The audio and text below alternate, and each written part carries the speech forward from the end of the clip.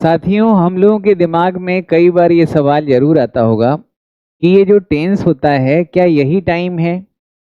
क्या टाइम ही टेंस है और टेंस ही टाइम है, या इन दोनों में कोई अंतर है? टाइम क्या है, टेंस क्या है?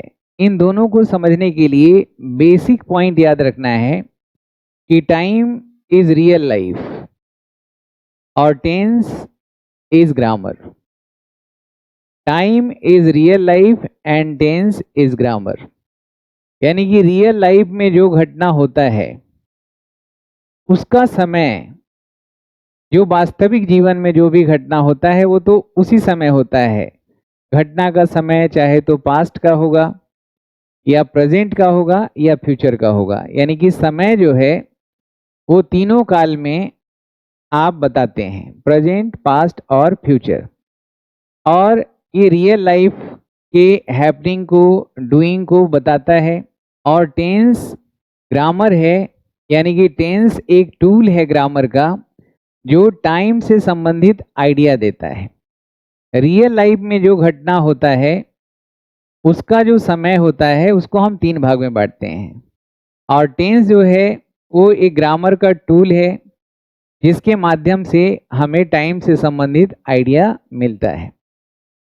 टाइम एंड टेंस इक्वल नहीं होते हैं, हमेशा इक्वल नहीं होते हैं, ये कहना ज़्यादा अच्छा है, क्योंकि दोनों का पर्पस एक ही है।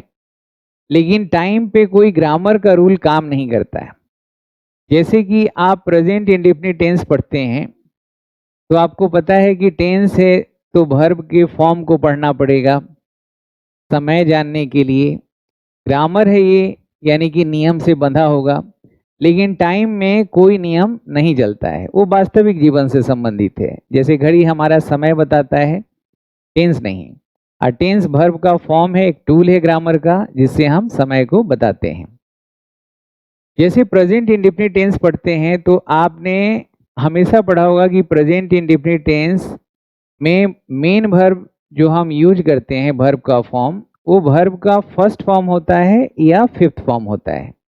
यानी दोनों प्रेजेंट ही फॉर्म होते हैं, फर्स्ट फॉर्म या फिफ्थ फॉर्म। एक होता है प्लूरल और एक होता है सिंगुलर। इसमें एस और एस लग जाता है, फिफ्थ फॉर्म बोलते हैं जो सिंगुलर का काम करता है। तो V1 या V5 ही प्रयोग होगा मेन वर्ब के रूप में। ये टेंस का नियम है और उस नियम को हमें वायलेट नहीं करना है। और हमें पता चलता है कि प्रेजेंट इंडेफिनिट टेंस वर्तमान के कोई भी अवस्था या एक्शन, अवस्था कोई एग्जिस्ट कर रहा है वर्तमान में या कोई एक्शन कर रहा है या हो रहा है, उसको बताता है। जो परमानेंट एक्शन हो, जिसमें जैसे यूनिवर्सल एक्शन आ गया, मैथमेटिकल एक्शन आ गया, साइंटिफिक एक्शन आ गया। फ्रीक्वेंट एक्शन का समय बताता है, जिसमें आपका रूटीन एक्शन है, डेली रूटीन में हैबिचुअल एक्शन आप बहुत सारा करते हैं, उन सब को हम प्रेजेंट इंडेफिनिट टेंस में बनाते हैं, जो जिसका संबंध प्रेजेंट से हो। ये ग्रामर कहता है। अब टाइम देखिए, आप बांध क्यों नहीं पाते हैं? क्योंकि चलिए कुछ हद तक तो ठीक है कि प्रेजेंट की सब बातों को बता देता है। प्रेजेंट के टाइम में कोई भी अवस्था का एग्जिस्टेंस या एक्शन का होना सब प्रेजेंट इंडेफिनिट टेंस बता देगा। लेकिन कोई घटना, जैसे रामायण का कोई घटना है जिसको आप श्रोता लोग को सुना रहे हैं, महाभारत का कोई घटना है, बाइबल का कोई घटना है, या कोई भी ऐतिहासिक महत्वपूर्ण घटनाओं को आप इस सोच के साथ अपने ऑडियंस को सुनाते हैं कि उसका इंटरेस्ट टोन अप हो। उसको ऐसे सुनाते हैं जैसे परत दर परत सारी कहानियां उसकी आंख के सामने, चलचित्र के सामने जो अतीत में घटना हुआ है वो सामने वो देख सके।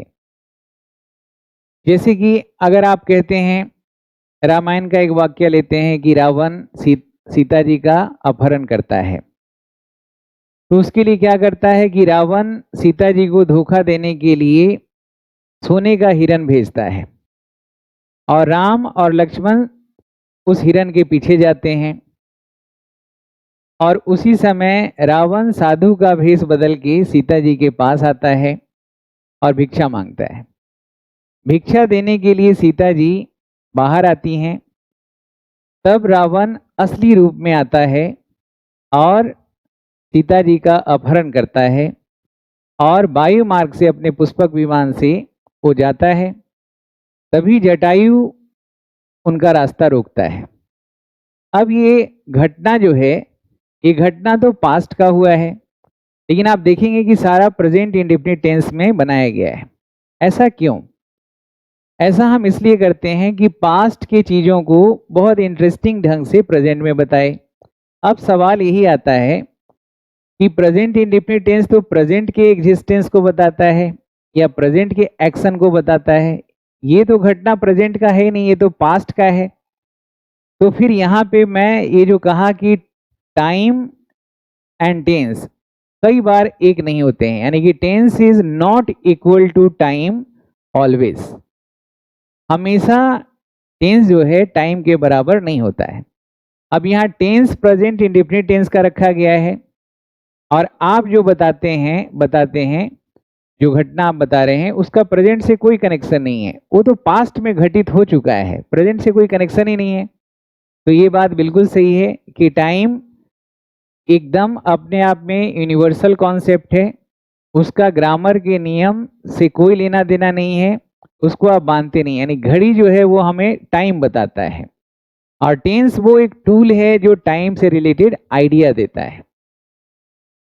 अब जैसे कुछ आप लाइव कमेंट्री आप करते हैं क्रिकेट का या वॉलीबॉल या हॉकी या फुटबॉल का या टेनिस का, लाइव कमेंट्री जब होता है तो वहाँ पे सारी घटनाएं ऑन गोइंग एक्शन है, चल रहा है, बोलते समय सारी चीज़ें चल रहा है।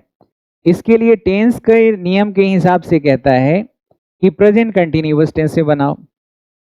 लेकिन लाइव कमेंट्री हम जब करते हैं तो प्रेजेंट कंटिन्यूअस टेंस तभी हम यूज कर रहे हैं या करते हैं जब कोई ऑन गोइंग एक्शन जो है, जो ऑन गोइंग एक्शन है जो लॉन्ग ड्यूरेशन के लिए है, he is running between the wickets, तो प्रेजेंट कंटिन्यूअस में भी यूज करते हैं।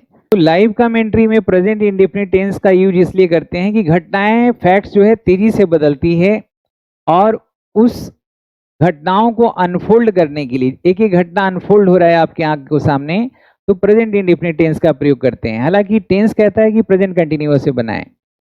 जैसे एग्जाम्पल के तौर पे कमेंटेटर कहता है कि रोहित शर्मा एक बार तेजी से फील्ड के चारों ओर देखते हुए, अपने हेलमेट को व्यवस्थित करते हुए और अपने स्टांस लेने के लिए तैयार हैं, और उधर से पवेलियन एंड से बॉलर अपने रनअप के लिए तैयार होते हुए। अब ये सारी जो घटनाएं चल रही है प्रेजेंट इंडेफिनिट टेंस में हम बोल रहे हैं, लेकिन नियम के हिसाब से प्रेजेंट कंटिन्यूअस है, यानी कि टाइम को हम टेंस के नियम से बांध नहीं सकते।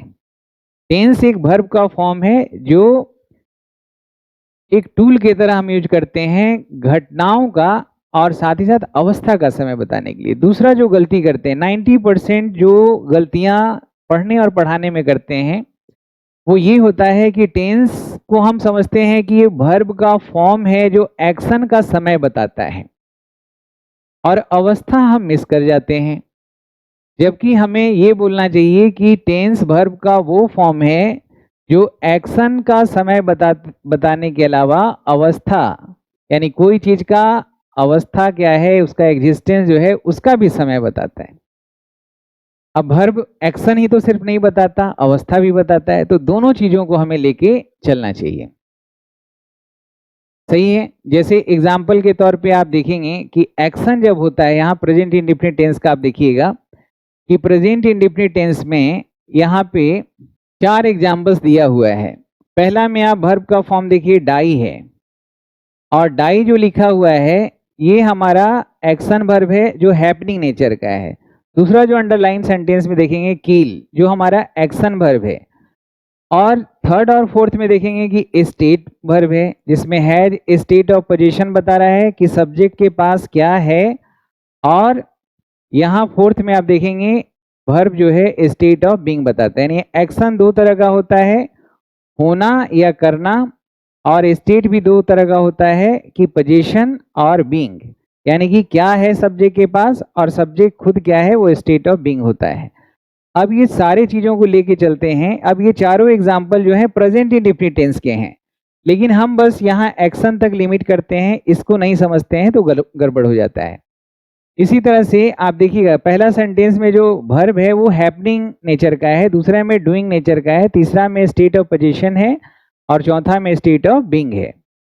अब जब आगे देखेंगे वही चीज प्रेजेंट परफेक्ट टेंस जब आप पढ़ते हैं तो प्रेजेंट परफेक्ट टेंस का मतलब होता है कि टेंस है तो वर्ब का फॉर्म है, तो वर्ब का फॉर्म यानी हेल्पिंग वर्ब हैज हैव लगेगा और उसके साथ मेन वर्ब थर्ड फॉर्म में होना आवश्यक है।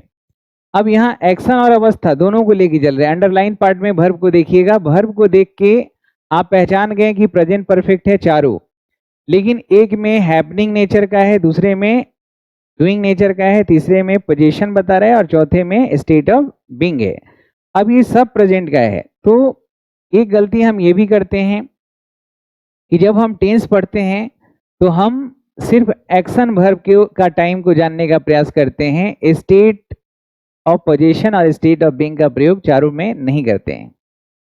अब इन सब चीजों को अगर हम एक साथ ध्यान में रख के अगर हम पढ़ाई आगे का करें तो आपको रियल जो इसेंस है टेंस का कि टेंस क्या है वो समझ जाइएगा। टेंस पढ़ने का पर्पस यही होता है कि हमें रियल आइडिया मिले टाइम का। टाइम किसका? किसी एक्शन का या किसी अवस्था का। इसीलिए बहुत लोग कहते हैं कि टेंस जो है वो दो ही प्रकार के होते हैं, क्योंकि दो ही जो वर्ब के फॉर्म हैं जो प्रेजेंट और पास्ट, इन्हीं को दोनों को टेंस में रखा गया है। क्योंकि फ्यूचर के लिए अलग से हमारे पास कोई वर्ब के फॉर्म नहीं है, उनको हम मोडाल हेल्पिंग वर्ब के थ्रू बनाते हैं। लेकिन कुछ लोग कहते हैं कि तीन होता है, प्रेजेंट, पास्ट और फ्यूचर। तो दोनों लोगों का कहना जो है दोनों ही सही है। टेंस के हिसाब से, टेंस के फॉर्म के हिसाब से तो दो ही होगा, लेकिन टाइम के हिसाब से समझने के लिए कन्वीनियंट हो बच्चों को, इसलिए हम तीन प्रकार से बोलते हैं, है ना। V1 जो आप यूज करते हैं प्रेजेंट इंडेफिनिट में, वही वर्ब का फॉर्म तो फ्यूचर में भी यूज करते हैं, तो फिर अलग से उसके लिए कुछ प्रिस्क्राइब नहीं किया है ग्रामेरियन ने। लेकिन टाइम तो तीन होते हैं, भूतकाल, भविष्यकाल, वर्तमान काल, समय तीन होता है। तो तीनों को बताने के लिए हमारे पास टूल्स होने चाहिए, तो हम फिर मोडाल हेल्पिंग वर्ब का प्रयोग करके और वही सिंपल प्रेजेंट का यूज करके हम फ्यूचर में सारी बातों कहते हैं। तो आपने देखा कि टेंस एक टूल है जिसके माध्यम से एक ही टेंस तीनों कालखंड में यानी तीनों टाइम के घटनाओं को बताता है। यानी प्रेजेंट इंडेफिनिट टेंस, जैसे अगर हम कह रहे हैं the train leaves eight 8 PM tomorrow, the train leaves eight 8 PM tomorrow. अब यहाँ पे टेंस क्या हो गया? प्रेजेंट इंडेफिनिट, लेकिन समय क्या है? फ्यूचर। तो हम कह सकते हैं कि यहाँ पे टेंस और टाइम दोनों मैच नहीं कर रहा है, तो हम कहते हैं कि tense is not equal to time always, हमेशा एक नहीं होता।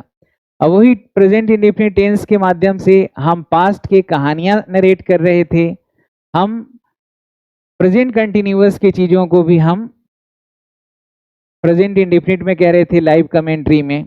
और यही हाल है प्रेजेंट कंटिन्यूअस टेंस जब आप पढ़ेंगे तो वहां पे भी हमें एक कॉन्सेप्ट याद रखना है कि टाइम और टेंस एक नहीं होता है, क्योंकि प्रेजेंट कंटिन्यूअस टेंस जरूरी नहीं है कि सिर्फ ऑन गोइंग एक्शन ही बताए।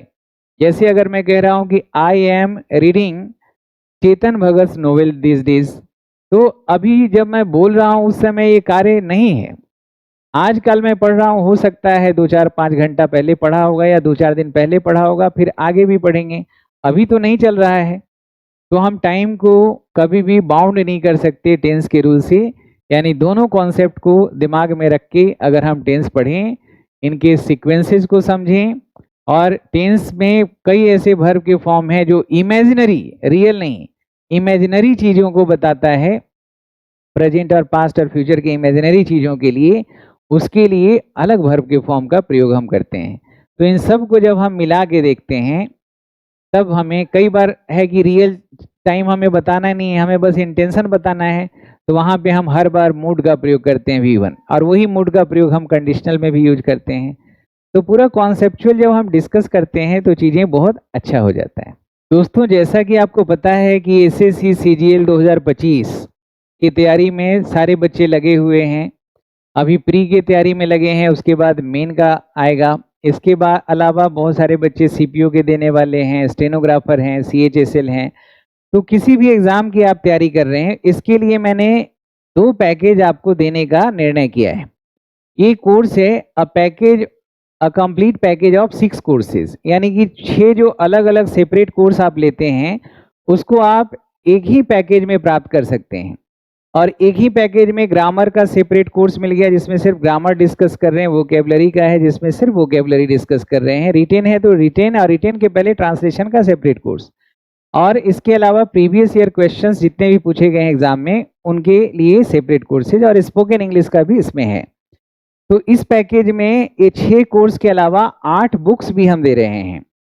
जैसे आप देखेंगे यहाँ पे कि ये आपका ग्रामर का एक कोर्स हो गया, वोकेबलरी का एक कोर्स हो गया, इसी तरीके से रिटेन का है, ट्रांसलेशन का है, मंथन बैच जिसमें सारा प्रैक्टिस है प्रीवियस ईयर एग्जाम का है, स्पोकन इंग्लिश का। तो ये 6 कोर्स उसी पैकेज में आ गया, और उसी पैकेज में 8 बुक्स आपके घर तक पहुंचाया जाता है कि जो चीज़ का वीडियो आप देखते हैं, पीडीएफ पढ़ते हैं, उसको आप बुक फॉर्मेट में भी आपके घर पे अवेलेबल रहे, ताकि अपने सुविधा के हिसाब से पूरे ग्रामर को और वोकेबलरी को, वॉइस नरेशन को, अल्मा मैटर, ये जितने भी हैं रीडिंग राइटिंग सबके बुक्स प्रैक्टिस के, ये 8 बुक्स आपको मिल जाएंगे। इसके लिए करना क्या है कि आपको Shyam Sharma learning app download करना है गूगल प्ले स्टोर से, या मेरे वेबसाइट पे www.shyamsharmaclasses.in पे आप लॉगिन करिएगा। जो ईमेल आईडी आप ऐप में डालते हैं या वेबसाइट पे डालते हैं, सेम ईमेल आईडी और पासवर्ड से आप अपने कंप्यूटर, लैपटॉप, मोबाइल दोनों जगह आराम से 2 साल अनलिमिटेड वॉच के साथ मैं ये पैकेज दे रहा हूँ, और बुक्स आपके लिए हमेशा के लिए है। और सिर्फ 9599614791 इसी पे आपको हाय लिख के या कॉल करके आप पूरा जानकारी प्राप्त कर सकते हैं। ये जो मैं बुक जो दिया हूँ ग्रामर और एडवांस वर्ड बूस्टर, ये इसेंशियली हर एक इंग्लिश लर्नर्स के पास होना चाहिए। इसके अलावा ये सारे कोर्सेज पेन ड्राइव में भी आप ले सकते हैं। ये जो बुक है दोस्तों, इस बुक में मैंने सारा चीज़ जितना भी आपके लिए ग्रामर के टॉपिक हैं, पहले ग्रामर के सारे एलिमेंट जानिए, फिर नाउन का ऑब्जेक्टिव क्या है, फंक्शन क्या है, पहचान और कार्य दोनों को सिंटैक्टिकली, सिमेंटिकली बहुत डिटेल में, बहुत मोटी किताब है, 736 पेज की बहुत मोटी बुक है। इस किताब को आप पढ़ के, ये किताब है, किताब बहुत ही मोटी है और ये किताब आपके घर पे पहुंचेगा। इस किताब में कोई वोकेबलरी नहीं, कोई प्रैक्टिस का मतलब कॉम्पोजिशन जैसे पैसेज, क्लोजेस, ऑर्डरिंग, ये सब कुछ नहीं है, सिर्फ ग्रामर है। ये सिर्फ ग्रामर के लिए, क्योंकि सब चीज़ के लिए मैंने अलग अलग किताब लिखा है। अब इसमें देखिए सारे पार्ट्स ऑफ स्पीच के टॉपिक इतने डिटेल में है, और चैप्टर वाइज प्रैक्टिस है, और प्रैक्टिस में वोकेबलरी जरूर हमने पिरोया है, और फिर प्रीवियस ईयर के रेडी रिकॉर्नर है। ये सारे जितने भी फाइनाइट, नॉन फाइनाइट, कई बार आप पढ़ते हैं तो आपको मूड नहीं मिलता, मोडाल्स मिला तो फाइनाइट है तो नॉन फाइनाइट गायब रहता है, एडवर्ब है तो एडवर्बियल गायब रहेगा, ट्रांसफॉर्मेशन नहीं हर तरह का दिया हुआ है कि सेंटेंस का, डिग्री का और फंक्शन वाइज ट्रांसफॉर्मेशन हो।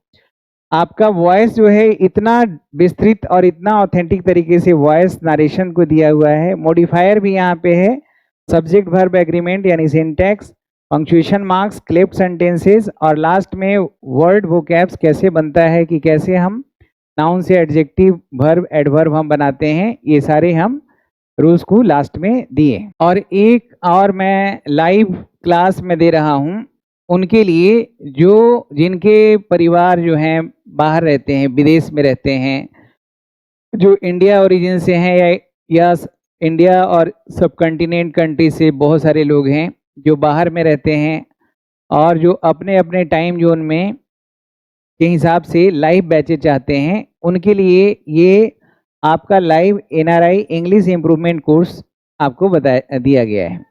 इसमें क्या होगा कि इसमें आपका ओरल कम्युनिकेशन और रिटन कम्युनिकेशन यानी कि लिखना और बोलना दोनों अच्छा होगा, और इन दोनों को अच्छे ग्रामर के रूल्स के माध्यम से और जो practical day to day life में बोले जानी वोकेबलरी है उससे सजा के रोज क्लास लिया जाएगा, ताकि पहले दिन से ही आपका जो ग्रोथ हो वो बहुत ज़बरदस्त हो।